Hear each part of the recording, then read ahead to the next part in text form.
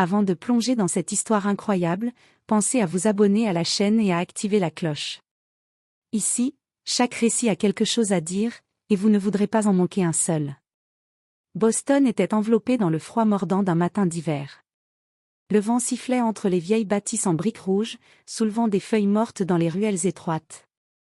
Dans ce décor presque silencieux, un garçon noir marchait d'un pas rapide mais calculé, le sac à dos serré contre son épaule. Ses yeux, noirs et perçants, scrutaient chaque visage, chaque geste, comme s'il pouvait lire les pensées des passants. Ce garçon s'appelait Elijah Carter. À 14 ans, il n'était pas un enfant ordinaire. Sa mère, institutrice, et son père, détective à la retraite, lui avaient appris à observer, à écouter et à mémoriser tout ce qui l'entourait. Elijah avait grandi dans un monde où les injustices et les secrets des adultes étaient souvent masqués derrière des sourires et des papiers officiels. Et lui, il avait appris à voir ce que les autres pensaient être invisible. Depuis plusieurs semaines, Elijah suivait de près une affaire qui avait secoué Boston. Un réseau de fraude financière, impliquant des noms puissants et influents, manipulait le système judiciaire et intimidait quiconque osait s'opposer à eux. Elijah ne comprenait pas tout encore, mais il avait repéré des incohérences, des rencontres suspectes, des documents laissés à la portée de ceux qui savaient chercher. Il savait que ce qu'il avait découvert n'était pas seulement une histoire de chiffres ou de contrats. C'était une question de pouvoir, de corruption et de vérité. Et il savait aussi qu'un jour, il faudrait parler. Ce matin-là, alors qu'il franchissait les grandes portes du tribunal de Boston, Elijah sentit une énergie nouvelle parcourir ses veines. Il n'était pas venu pour jouer un rôle secondaire. Il n'était pas venu pour se cacher. Il était venu pour que le monde voie ce qu'il avait vu, pour que les secrets les mieux gardés soient enfin exposés. Alors qu'il avançait dans le couloir désert, il se répétait dans sa tête. Je dois être prêt. Juste 2 mots, et tout peut changer. Ces 2 mots, simples mais puissants, étaient sa clé. 2 mots qui avaient le pouvoir de faire pâlir un juge, de faire vaciller le système et de rappeler à tous que la vérité ne peut jamais rester cachée lorsqu'elle est portée par ceux qui osent l'affronter. Le tapis rouge de la salle d'audience semblait s'étirer à l'infini devant lui. Elijah inspira profondément. Chaque pas résonnait comme un écho de justice à venir. Et alors que les lourdes portes se fermaient derrière lui, il sut que sa vie et celle de tous les autres allaient changer à jamais. Le soleil d'hiver pénétrait à travers les vitres du tribunal de Boston, jetant des reflets froids sur les bancs de bois poli. La salle d'audience numéro 4 était silencieuse, presque trop silencieuse, comme si l'air retenait sa respiration. Le juge Robert Chandler, un homme d'une 50aine d'années à la chevelure poivre et sel, ajustait ses lunettes sur le pont de son nez. Il était réputé pour son autorité implacable et sa capacité à garder le contrôle, même dans les affaires les plus explosives. Aujourd'hui, il supervisait un procès qui avait déjà fait la une des journaux, une affaire de fraude financière impliquant un réseau complexe de sociétés écrans et de transferts d'argent douteux. Assis à la barre des avocats, Margaret Fields, une femme noire dans la quarantaine, était connue pour sa détermination et son flair juridique. Elle défendait la partie plaignante avec une précision chirurgicale. En face d'elle, Daniel Whitmore, avocat de la défense, un homme élégant mais arrogant, griffonnait des notes avec un sourire en coin, persuadé que rien ni personne ne pourrait déstabiliser son client, le puissant financier Richard Beaumont. La tension était palpable. Chaque murmure, chaque coup de marteau semblait résonner comme un tambour dans la salle. Les témoins venaient et repartaient, apportant leurs témoignages soigneusement préparés, et le juge écoutait avec cette attention presque clinique qui avait fait sa réputation. Puis, au moment où Margaret posait une question cruciale à un témoin clé, un léger bruit attira l'attention de tous. Un garçon se leva près de la barre, presque comme s'il n'avait pas eu l'autorisation de parler. Ses vêtements étaient simples, un jean et une veste sombre, et son regard noir, profond et direct, scrutait le juge avec une intensité inhabituelle. Le garçon s'appelait Elijah Carter, 14 ans, un jeune prodige dont le nom avait commencé à circuler dans les milieux juridiques pour sa capacité à observer et analyser les situations complexes. Personne ne savait exactement comment il avait réussi à entrer dans ce tribunal ce matin-là, mais son aura imposait le respect. Il prit une profonde inspiration et dit d'une voix claire mais tremblante. « Je sais. » Le temps sembla s'arrêter. Les murmures de la salle s'éteignirent comme par magie. Tous les regards se tournèrent vers lui. Le juge Chandler pâlit immédiatement, son visage se décomposant devant l'audace du garçon. Il y avait dans ces deux mots une accusation implicite, un rappel brutal d'un secret qu'il croyait bien enfoui. Dans l'esprit du juge, tout se bouscula, les années de décisions contestables, les moments de peur et d'ambition, et ce détail qu'il pensait ne jamais voir la lumière. Le garçon, simple et innocent à première vue, venait de briser un mur de certitude qui le protégeait depuis des décennies. Margaret Fields fronça les sourcils. Elle comprit immédiatement que ce garçon n'était pas là par hasard. Daniel Whitmore, lui, se pencha légèrement vers Beaumont, murmurant « Qui est-ce ?» mais aucun des deux n'osa intervenir. Le juge, d'une voix tremblante mais tentant de garder son autorité, murmura. « Elia, qu'est-ce que, vous savez exactement ?» Elia ne répondit pas immédiatement. Il laissa un silence lourd s'installer, observant chaque réaction, chaque micro-expression. Puis, lentement, il répéta. Tout. La salle d'audience retint son souffle. Dans ces deux mots, il y avait un poids que personne ne pouvait ignorer. Et pour la première fois de sa carrière, le juge Robert Chandler réalisa qu'il n'avait aucun contrôle sur ce qui venait de se passer. La salle d'audience semblait s'être transformée en un espace suspendu entre deux mondes. Les murmures avaient laissé place à un silence oppressant. Même les murmures du vent à travers les fenêtres semblaient s'être tus. Le juge Chandler, pâle, essuya discrètement la sueur de son front. Elia Carter, immobile, le fixait avec une intensité presque surnaturelle. Le juge prit une inspiration forcée et tenta de reprendre son autorité. Elia, expliquez-vous. Que voulez-vous dire par « je sais tout » ? Le garçon fit un pas en avant, ses mains légèrement tremblantes mais son regard parfaitement stable. Monsieur le juge, vous ne pouvez plus cacher ce que vous avez fait. Chaque mot était comme une goutte de pluie froide sur un visage brûlant. Chandler sentit son cœur battre à un rythme irrégulier. Il avait toujours cru que ses erreurs, ses décisions douteuses et ses petites manipulations étaient invisibles aux yeux des autres. Mais Elia venait de lui prouver le contraire. Margaret Fields échangea un regard avec son client. Elle commença à comprendre, ce garçon n'était pas simplement un spectateur. Il connaissait des détails que personne ne devait connaître. J'aimerais que vous expliquiez, Elia, dit-elle calmement, comment un garçon de votre âge sait ce que même des avocats expérimentés ignorent. Elia hésita une seconde, puis parla, sa voix claire comme une cloche. J'ai vu les documents. J'ai entendu les conversations. Je sais qui a été payé, qui a menti, et qui a essayé de manipuler le système. Le juge Chandler pâlit davantage. Dans sa tête, il revit des soirées passées à falsifier des preuves, à cacher des rapports financiers, et à manipuler des témoins. Tout ce qu'il avait fait pour protéger sa réputation et son autorité venait de lui exploser au visage. Daniel Whitmore fronça les sourcils et se leva, l'air méfiant. Qui vous a donné ces informations ? Elia secoua la tête. Je n'ai besoin de personne.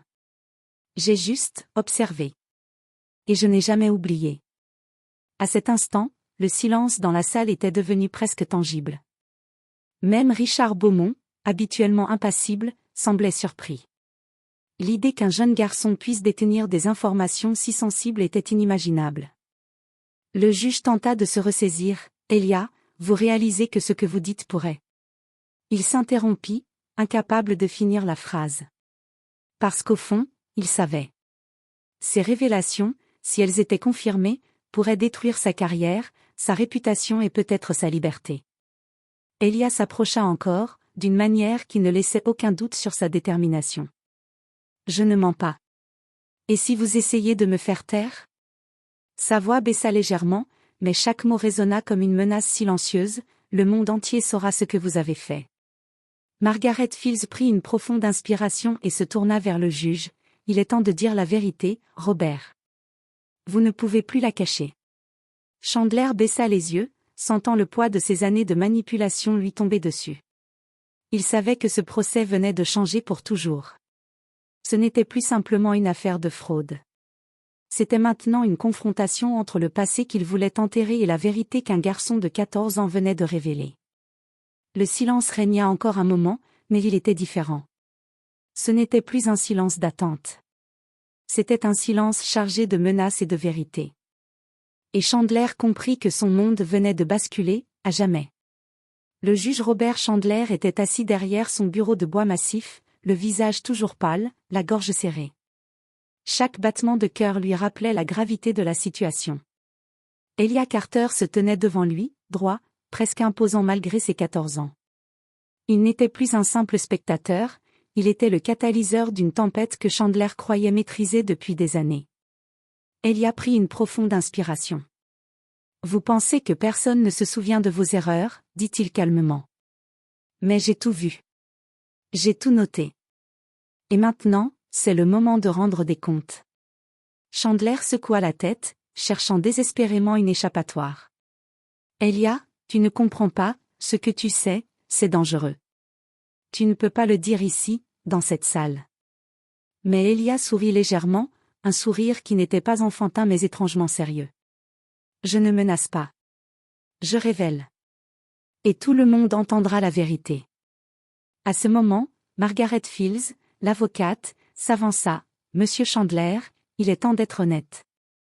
Les preuves sont claires. Et ce garçon, il n'est pas là par hasard. » Chandler sentit son visage se crisper. Les souvenirs qu'il voulait oublier ressurgissaient avec une intensité brutale. Il se souvint de ce soir, il y a près de 10 ans, lorsqu'il avait manipulé un dossier financier pour protéger un client influent, en falsifiant des documents et en intimidant des témoins. Il croyait que tout cela resterait caché. Il croyait que personne ne pouvait le relier à ses actions. Jusqu'à ce qu'Elia entre dans sa vie. « Comment ?» murmura Chandler, la voix brisée, « comment peux-tu savoir tout ça ?» Elia s'avança encore d'un pas, « Vous avez laissé des traces. Vous avez cru que j'étais trop jeune pour comprendre, trop naïf pour remarquer. Mais j'ai observé. J'ai appris. Et je n'ai jamais oublié. » Soudain, Elia sortit un petit dossier de son sac à dos. Les pages étaient remplies de notes précises, de dates, de noms et de preuves documentées. Chandler pâlit davantage en voyant son écriture copiée dans ces documents, chaque détail de ses manipulations, chaque rencontre secrète, chaque menace subtile qu'il avait adressée à ceux qui osaient se mettre en travers de sa route. La salle d'audience entière retenait son souffle. Daniel Whitmore, l'avocat de la défense, regardait le dossier avec un mélange de curiosité et de méfiance. Même Beaumont, son client, semblait surpris par la précision et la profondeur des notes d'Elia. Margaret Fields s'approcha et posa doucement sa main sur le dossier, « C'est bien documenté. Et maintenant, tout le monde saura ce qui se passe si vous continuez à cacher la vérité. » Le juge Chandler baissa les yeux. Les murs de son pouvoir et de son autorité s'effondraient. Elia, avec sa jeunesse, son intelligence et son courage, venait de le placer au pied du mur. Il comprit qu'il n'y avait plus de retour possible. « Très bien. » murmura-t-il enfin, la voix faible mais résignée. « Parlez. Dites ce que vous savez. » Le silence se fit, mais ce silence n'était plus lourd ou menaçant. Il était libérateur. Pour la première fois, Elia tenait les rênes de la vérité. Et le juge Chandler, autrefois maître incontesté de la salle d'audience, devait maintenant affronter les conséquences de ses actes, face à un garçon qui, par sa simple présence et sa détermination, venait de changer le cours de l'histoire. La salle d'audience était électrisée par une tension palpable. Chaque personne présente savait que ce moment ne ressemblait à aucun autre. Le juge Robert Chandler, habituellement si maître de lui-même, semblait maintenant vulnérable, ses mains tremblant légèrement sur le bureau.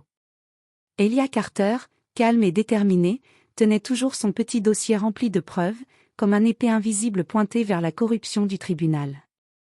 Margaret Fields se leva avec autorité et annonça.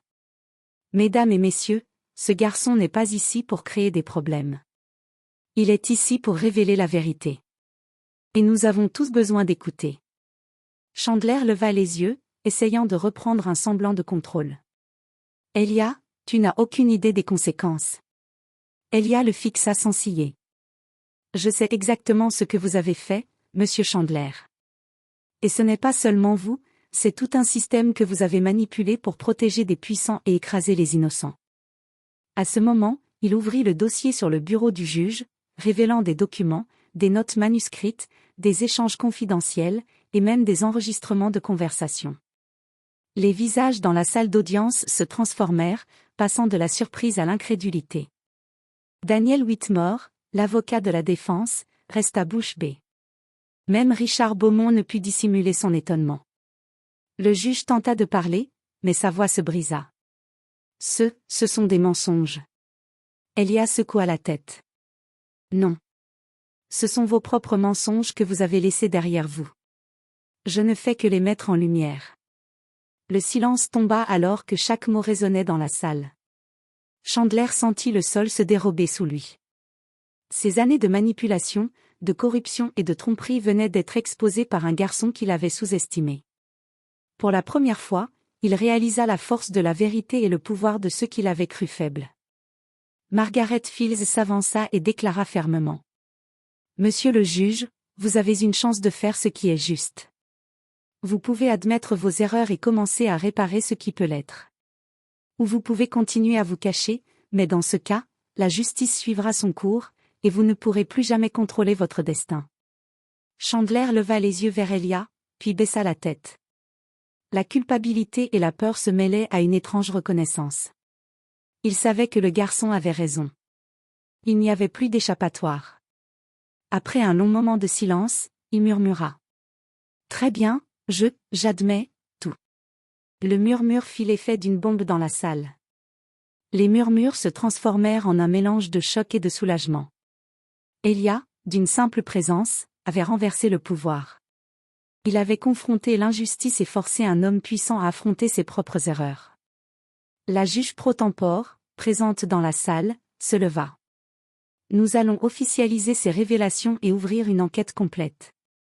La vérité ne peut plus être cachée. » Chandler s'assit, vidé et humble, tandis qu'Elia récupérait son dossier. Il n'avait pas seulement exposé un homme, il avait montré à tous que la justice n'est pas une question de rang ou de pouvoir, mais de courage, de vérité et de responsabilité. Alors que la salle d'audience se vidait, Elia tourna la tête vers Margaret Fields et dit, avec un petit sourire. « Parfois, il suffit de dire la vérité, même avec 2 mots. » Et pour la première fois, le juge Robert Chandler comprit que la vérité, quand elle est portée par ceux qui ont le courage de l'affronter, est plus forte que n'importe quelle autorité.